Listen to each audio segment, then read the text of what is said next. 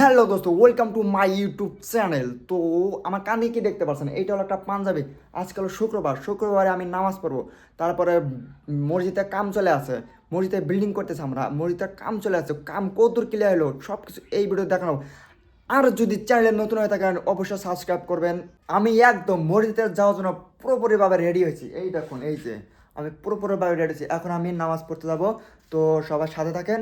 তারপর আজকে ব্লগটা তো একদম চাকানাকা আছে, চলেন। নামাজ টামাজ পড়ার পর চিনি আনা হয়েছিল, ওই চিনিটাই আমরা সবাই মিলে ভাগজাগ করে খাইলাম। এটাই আমাদের গ্রামের মসজিদ। তো মসজিদটা তো এত ভালো না, তার জন্য আর কি বিল্ডিং করার জন্য চেষ্টা করতেছি। পোস্ট খাড়া করার জন্য গাতা মাথা সব খোদা হয়েছে, আর এখানে বাই সাইডটা পুরোপুরি ভাবে একদম ভাঙিয়ে দেওয়া হয়েছে। পোস্টের খুঁড়ি না কিবা কয়া ঠিক আমি ভালো করে জানি না, একদম জাল টাল সব রেডি করা হয়েছে। আঙ্গরে একদম সবকিছু কমপ্লিট, এখন খালি পোস্টটা খাড়া করা, খালি ঢালাই মারা। মসজিদ ঘরের পাশে যে কয়দিন আগে গাছটা আসলো, ওই গাছটা কাইটা একদম ছাড়াইয়ে তক্তা সব বানান আঙ্গরে কমপ্লিট। সিমেন্ট তো অল্প আনা হয়েছে, মনে হয় আজকে আধারি শেষ হবো, অনেক ঢালাই করা বাকি আছে। আজকে একটা পোস্টে জালি টালি সব একদম ফিটিং করলাম, এখন পানি মারতেছে ঠিক মতো, পানি টানি মারে একদম ঢালাই স্টার্ট করে দিম। দেখুন কত মশলা বানাতেছি আমরা, একদিনেই একদম শেষ করে দিম।